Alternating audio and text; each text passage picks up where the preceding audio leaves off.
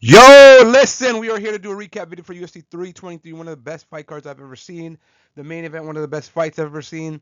There were finishes, there were draws. There was a fight that lasted a minute and 30 seconds, and it was one of the best fights I've ever seen. It won performance of the night. Ibo versus Iwo. We'll talk about that fight in this breakdown. This is a recap video. We're going to start with the main event. We're going to go down through the prelims, the first fight on the prelims. What a freaking card. Guys, what a historic night. This is the last pay-per-view of the pay-per-view era. As you know, UFC is now going to the Paramount deal where it's going to be, the pay-per-views are going to be either minimized or just there's going to be no pay-per-views.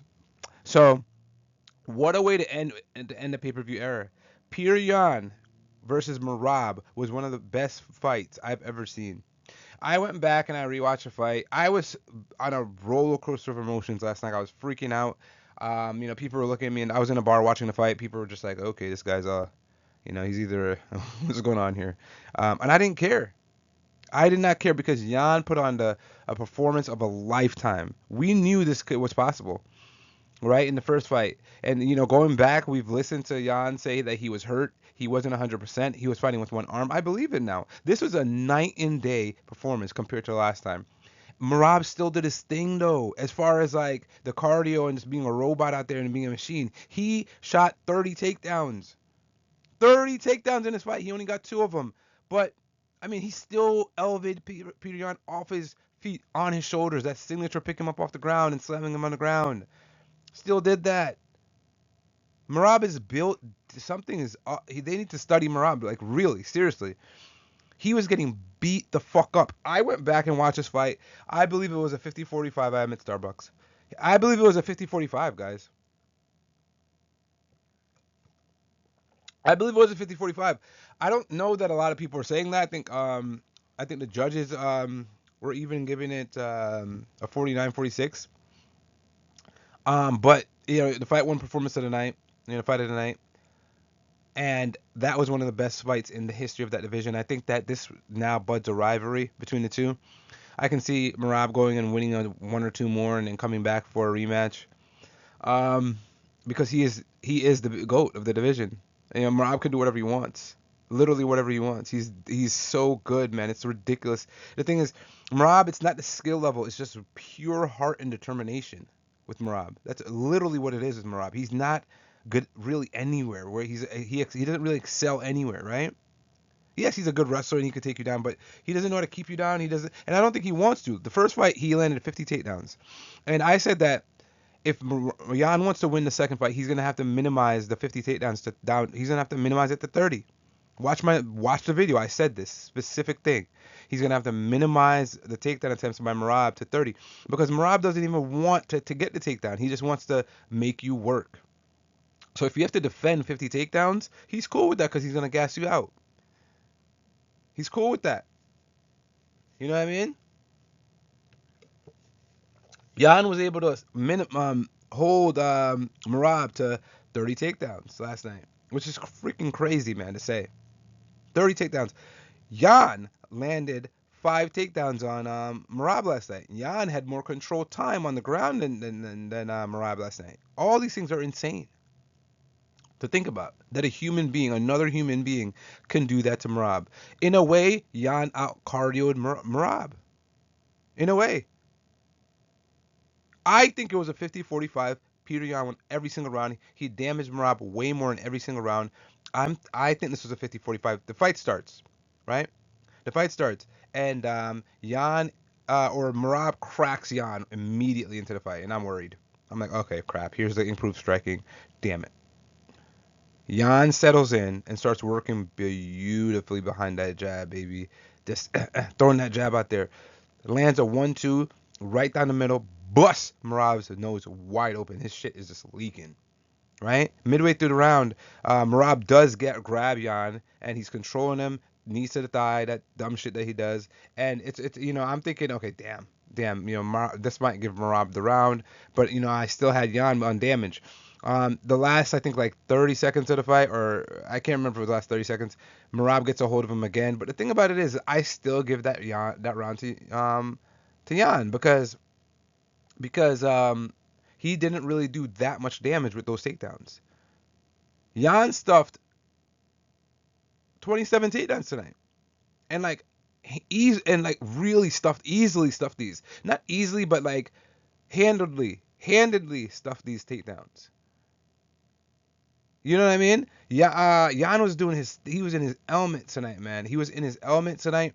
Yan did his thing, and he listened to me. I said, stance switching was going to be big for Yan in this fight. Stance switching was going to be huge. He needed to keep. So listen, how did he minimize MERAB's takedown attempts from 50 to 30? Stance switching, working the body, those knee stomps that he was using beautifully, confusing MERAB. MERAB, you know what I'm saying? He was less of a stationary target. In the first fight, he was literally standing in front of MERAB. Hey, take my freaking leg. This fight, a little bit more of a wider stance, a little bit more of a bladed stance, a little bit lower, and just worked beautifully behind that jab. Shoot up his legs. He was double changing beautifully in this fight. The body work by Yan. Oh, God almighty. I don't even know how many times he hurt MERAB today, but I think it was like 3 or 4 times where he hurt MERAB, and MERAB was like screaming, ah, ah, ah, in his MERAB voice. Ah! Like, literally, I'm not even joking. He was screaming. Like, screaming. I don't know how to describe it other than that, man. But Yan put on what a performance, man. Yan is continuing to defend the takedowns in the second round. His balance, listen, let's talk about Yan's balance, man. I know I'm glazing. I know he's my favorite fighter. But the balance is incredible on that guy. MERAB has his leg and is pushing his leg up, is swinging him by his leg. A lot of guys would, they're gonna get taken down by that. That swing, throw to the ground, that slingshot to the ground when you have the single leg that MERAB likes to do. He does it often. But Petr Yan is just on one foot, balancing, not allowing MERAB to take him down. Beautiful work by Petr Yan, man.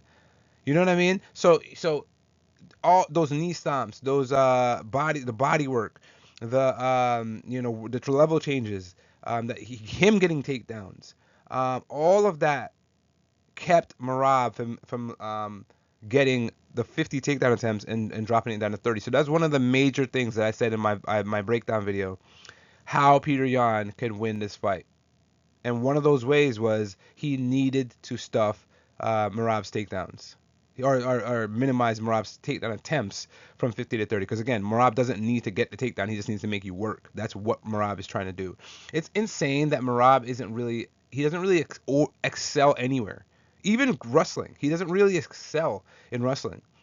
He's just there to make you work, and that is literally what he does to win. He's just there to make you work like a horse. You understand what I'm saying? And that's something special that could put him so far ahead of a lot of these guys. I mean, MERAB is the go to the division.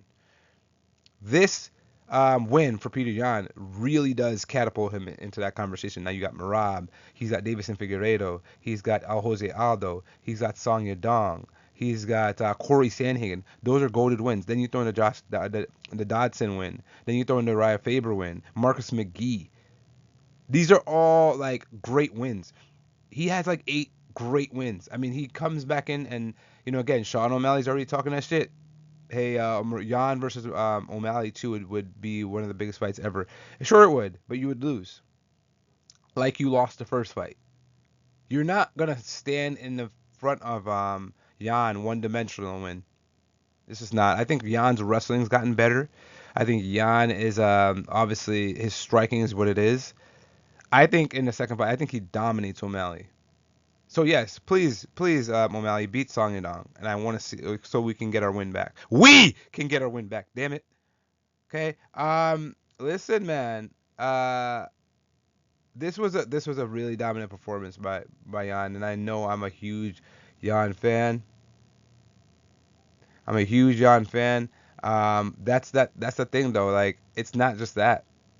Yan goes for a takedown in the second round. He's going for takedowns comfortably. MERAB reverses it, but he scrambles right out of it. And what does he do? He attacks on the break, lands a beautiful knee. You know what I'm saying? He lands a hard right hand and cracks MERAB at the end of the second round. working behind that jab the entire round. You know what I'm saying? It's just he's landing the knee stomps. You know, Yan just in his element, in his bag in this fight, man. That third round was the second round was I gave it to Yan. I thought he landed the more damaging shots. Every single round I thought he landed more damaging shots. Merab's shit was leaking. And it got worse as the fight progressed. So the damage was on Yan's side. Yeah, the round 3 starts. Yan, this round worried me a little bit because I thought Yan was starting to slow down a little bit. But the round starts, Yan's backing Merab up. By the way, Yan looked way fucking bigger than Merab in this fight. Way fucking bigger than Merab. He just looked way more like, okay, I'm imposing my will. You're not about to do shit in this fight. And he just styled on him the entire fight. He's backing Merab up to start the third round. He lands a hard body kick on Merab. You know what I'm saying? Merab is game though. He was landing that right hand. He was still landing. You know, I mean, how many head kicks, beautiful head kicks did Petr Yan land in this fight, man? He landed a flush head kick, and I was like, how did Merab eat that? You know what I'm saying? Yeah, he cracked Merab with a hard left hook in this round. Merab picks up Yan. Wait, no, before that happened, Yan picks up Merab. Listen to this. Yan picks up Merab and throws him on the ground on his head. Listen to what I just said. How is O'Malley going to fucking deal with that? The guy that ragdolled O'Malley, right? That guy got picked up by Petr Yan and thrown on the ground on his head. Like a bitch. Literally like a bitch. Yan just picked him up and throws him on his head. Listen to that for a second. In what world is that ever being said? In what universe? Yan does it. Showing that the injury talk that he was talking about in the first fight is valid. I think it was valid now. There's no way you do that to a Merab, man. Who does that to Merab? Nobody. I'm hype, bro. I'm hype. The Yan era is back, bro. Back like we never left. He should have, listen, Aljo, what bullshit was that, man?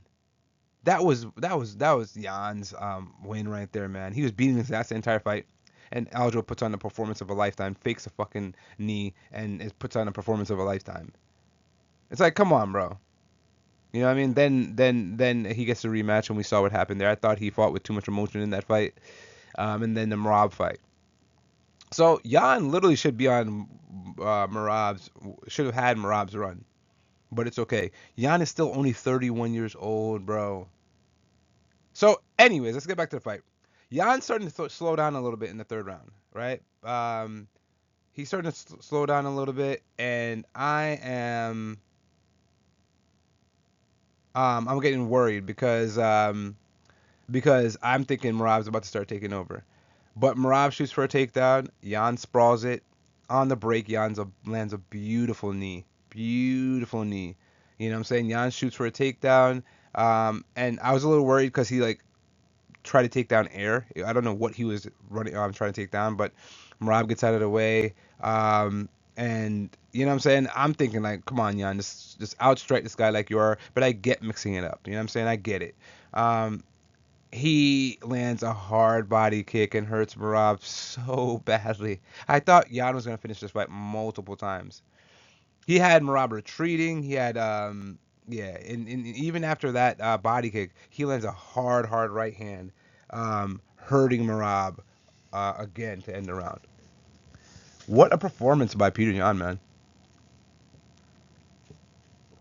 What a performance by our guy. What a performance, man. You know, the fourth round starts, Yan starts, and listen, this is where I think that Yan started taking over the fight, like really taking over the fight. It was a little bit more of a back and forth the first 3 rounds. I think that the fourth round on, he starts taking over completely. I still gave him the first 3 rounds. I still think that Yan won the first 3 rounds, but the fourth round, he starts taking over. He lands a hard leg kick. You know, again, Merab attacks a takedown, but Yan reverses it. And, you know, Merab gets a guillotine. Yan scrambles out like a fucking G. Yan, you know, gets Merab's back. What are we talking about? Yan gets Merab's back. Yan starts to let his hands go with the knee stomps again. He Merab is like scrambling for takedowns. Um, he hit Merab with a jab overhand right, rocked Merab shit badly. I mean, rocked his shit so bad. Merab was on the retreat. He had Merab like scrambling for his life. He lands another hard hook to the body. Yan was so in his element that he was doing weird shit. He tried to do some like spinny spin punch. Like he spinned and with helicopter arms and then threw a punch after the spin. It was the weirdest thing, but it landed. I don't fucking know. It worked. It was a weird fucking strike. It didn't make any sense to me, but it landed. So fuck it. You know what I mean? Yeah, just walking Buddy down, man. Walking Merab down, having his way in this fight. The 5th round starts. Yan lands a knee stomp. He lands an overhand and a hook to the body again. He's landing that jab. He's walking Merab down. He's cracking him hard in the face. Yan is stuffing his takedowns. Yan gets his own takedown. Merab gets up and, Yan knees him in the body. Yan hits Merab with another body kick. Yan gets a double leg, picks Merab up and slams him. Listen to me. The fact that we are talking about Yan double legging, I mean, he had 5 takedowns last night. 5 takedowns. Merab only had 2. Yan controlled the octagon the entire fight. He landed the harder shots every single round. He busted Merab up. When you look at both fighters after the fight, one looked like they got hit by hammers and nails, and one looked like, he can go a couple more rounds. Listen to these things that I'm going to say to you. Petr Yan landed more takedowns than Merab. Petr Yan, listen to that. Petr Yan out-cardioed Merab. Listen to that. When did you ever think you would utter those words? I certainly never thought I would. Yan, I wish he would have got knocked out. But Yan did what he needed to do last night, man. He showed us why he is, in my opinion, still that motherfucking guy. Still that motherfucking guy. You know what I'm saying? So, let's talk about it. Listen, we just talked about it. We talked about his resume. I mean, we talked about, obviously, now Merab, the GOAT. He beat the GOAT of the division. He's beat Jose Aldo, who is the GOAT of his division for one of the longest reigning champs. He beat Corey, right? He beat Davison, who is the double champ. He's beaten Song Yadong, who I think is the future. I think that Song Yadong is going to age one. Song Yadong might just beat Sean O'Malley. And listen, if Song Yadong comes out with the right game plan, he beats O'Malley. He leans on a wrestling heavy game plan. He doesn't gas. He beats O'Malley. But I low-key want O'Malley to win that fight so that we can see Yan versus O'Malley 2. And then we can, Yan can get that win back for the legacy.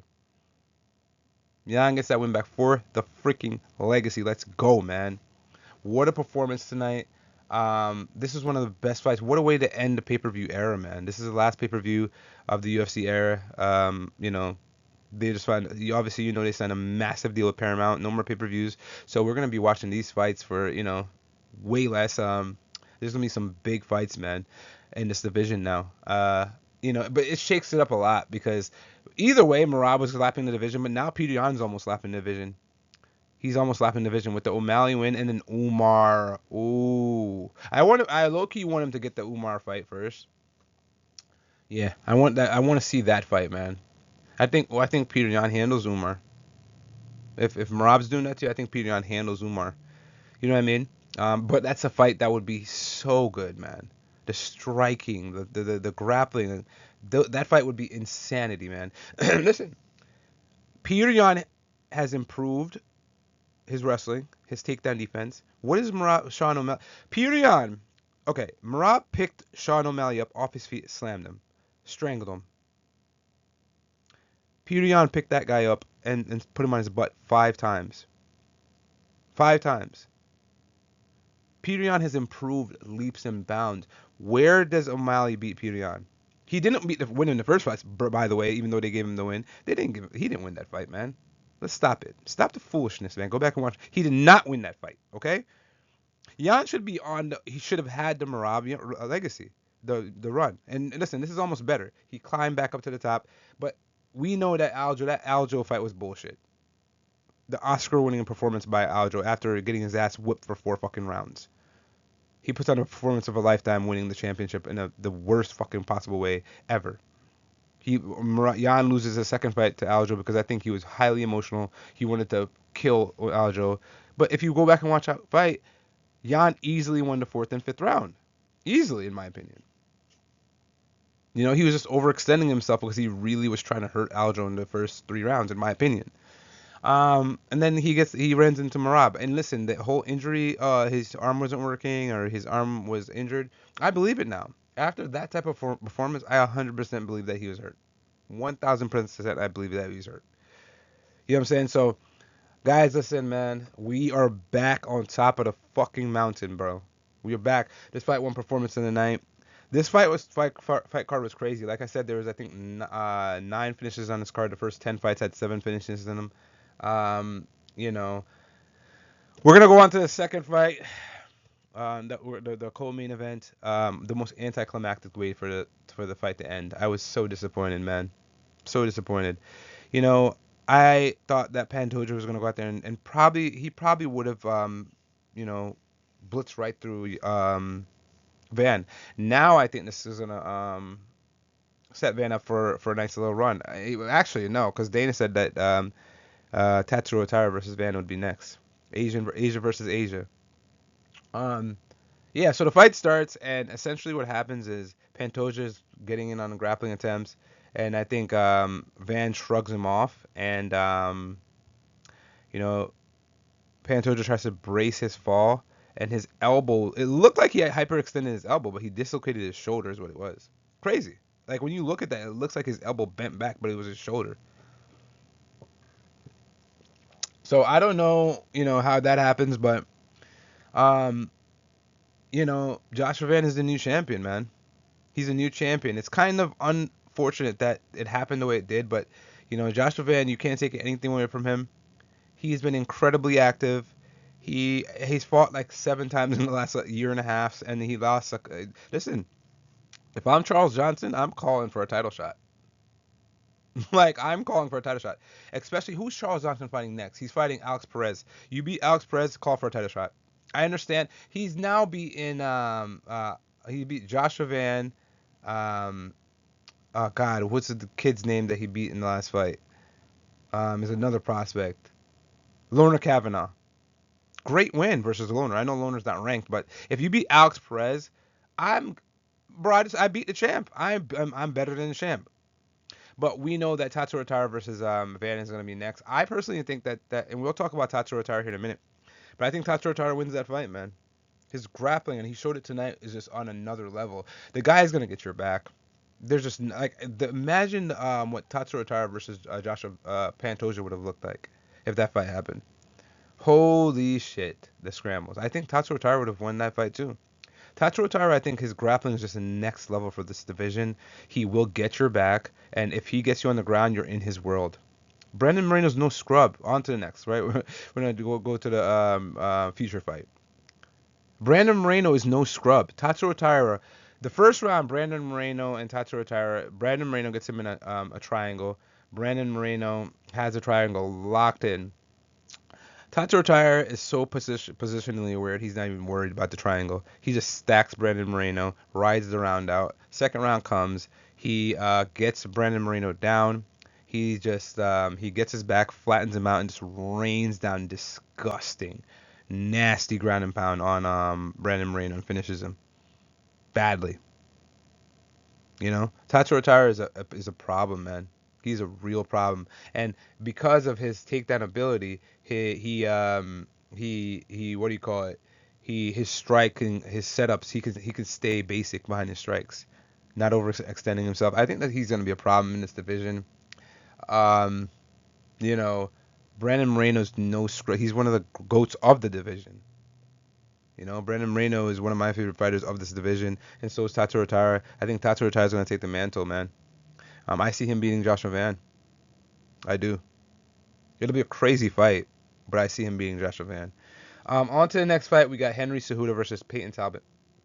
What a freaking crazy fight this was. Payton Talbott beats the fuck out of Henry Cejudo for 3 entire rounds. Beat the shit out of this man, but the heart of a Mexican was in Henry tonight. I mean, he was taking some beatings, man. Payton Talbot showed evolution in his game tonight. He was taking Henry down. I mean, the body work, he was in a flow state. The body work, the kicks, the teeps, the hooks that he was landing. He was landing that jab. He was bouncing Henry's head back like crazy. I couldn't believe busting up Henry, hurt Henry, dropped Henry with the body shot, dropped Henry with I think a straight down the middle or a jab it was. Dropped Henry on countless occasions, just beating the shit out of Henry the entire fight. Took Henry down multiple times. Henry got him down too in some weird scramble. He did like an alligator roll to get the fight to the ground. But you know, Payton Talbot wasn't easy to keep down. You know, he was able to get back up every time. And I think that takedown was really just a scramble gone wrong for Payton, where Henry ends up on top. But Henry doesn't do anything in the way of damage when he gets a takedown. He's just controlling him on the ground. And really, the entire fight was just Payton. But it was so crazy. Payton was hitting him with it looked like a war. But it was just really a one-sided beatdown for 3 rounds. You know, don't get me wrong. Henry landed some bombs now. He really landed some bombs where I was like, oh, whoa, he might knock out. And he threw some shots that, had they landed, he threw an overhand right one time. And I was like, dude, he stepped through on that. If he would have landed that, Payton's going out. You know? But Payton was just elusive. He was smooth. He hits hard. He now is showing grappling potential. He now is showing grappling ability. Payton Talbot's going to be a problem in this division. I think this is a future star in the making right here, man. This is a future star in the making. And this, you know, him beating Henry, you know, now you're looking at, him facing a guy in the top 10. You know, we're looking at matchups like him versus like a Song, him versus like a Corey. Who can you imagine that one? Him versus like Davison. I mean, these fights, even though we know Davison's fighting Umar next, the loser of that might fight Payton. Can you imagine a Payton Talbot versus Umar? I mean, these are all crazy big fights that we're looking at for Payton Talbot now, and he's, you know, for him to beat a guy like Henry, who maybe Henry just wasn't all in it. He just didn't look, you know, when you watch old Henry and you see the Henry now, it's like, if this dude never retired, what could have been Henry Cejudo, man? His legacy could have been, and he still has a go to the legacy. Double champ. I mean, he's beaten Dominic Cruz. You know what I'm saying? He's beaten Demetrius Johnson. Henry Cejudo is so goated. Double champ, Olympic gold medalist. Insane career. They gave him a send-off video for his career last night. Beautiful to watch. Very good that they did that for him. You know, I know he's retired like 4 times now, and I hope Kamaru, man, this is it for me, man. You know, Payton beat me up, but you know, I showed him some of those moves, man. That's my Henry Cejudo. Am I wrong? My tooth looks crazy. Listen, I'm gonna have to laugh this off, man. These videos are gonna have to stay with me. My missing tooth. I'm gonna get that fixed soon, okay? I know I look crazy. I'm like a crackhead, but whatever. Yeah, so, yeah, beautiful career for Henry Cejudo, man. Beautiful career for Henry. You know, I wish he never would have retired. Who knows what would have been his career if he didn't retire. So, you know, the Marlon Morales fight, how crazy was that? I mean, we could have seen him versus Jose. We could have seen Henry in some great fights, man, but he decides to retire countless times, and, you know, I don't think that was beneficial for him. On to the next, we got Yan Blachowicz versus Bogdan. Yan, listen, here's the thing. Yan is 42 years old. He doesn't make sense. Yan, I thought, won that fight last night. Okay, I thought Yan won the fight last night. But let's talk about Yan for a second. The fight before that, arguably he beat Carlos Ulberg. Arguably beat Carlos Ulberg. The fight before that, arguably beat Alex Pereira, who's a champ right now. Carlos Ulberg is at the top of the division right now. Bogdan is a top 10 guy right now. Before that, Ankalaev arguably won that fight. His last 4 fights, he's taking studs, champions, people fighting for championships. He's taking all. Nobody's able to beat Yan convincingly. Nobody besides Glover Teixeira. Teixeira. That was the last time he got his ass fucking whooped. You know what I mean? So Yan is one of those guys, man. You just you love to see it, but I'm gonna be honest with you. After that fight last night, I don't want to see Yan get knocked out, man. It's like, how much of these fights can he take, right? Where he's coming to these close decisions. He's in a draw. This is his second draw now. He got a draw versus Ankalaev. Now he's having a draw versus Bogdan. I thought he won the fight. Maybe they just don't like Yan. I don't know what it is, but he won that fight last night to me. I thought he won the first round, and I thought he won the third round. The second round was not a fucking 10-8. It was not a 10-8. 2 judges gave it a 10-8. I don't know how. I get how, because he was like beating up Yan, but Yan was, to start the round, Yan was walking him down, landing that jab, landing his leg kick, landing the body kick. Yan got off strikes. A 10-8 round, in my opinion, is complete domination. He was not completely, yes, when Bogdan dropped him, yes, Bogdan was raining down ground and pound, landing nasty elbows, hurting Yan badly. But I don't think that he completely dominated the entire round, which is why I don't understand. How do you give, so it's a majority draw now, in my opinion, it's crazy. Yan won the first and third. I don't think the second round was a 10-8. It was not. It was not a 10-8. So for this to be a draw is crazy to me. It's crazy to me. You know what I mean? But it is what it is. The fight ends in a draw. Yan is still just at the top of the division. He's still at the top of the division, fighting the best guys, and he's not losing like convincingly to these guys. At 42, look what he did last night. Drops Bogdan in the third and beats the shit out of him. Rains down strikes on Bogdan, walks him down the entire round, eating shots.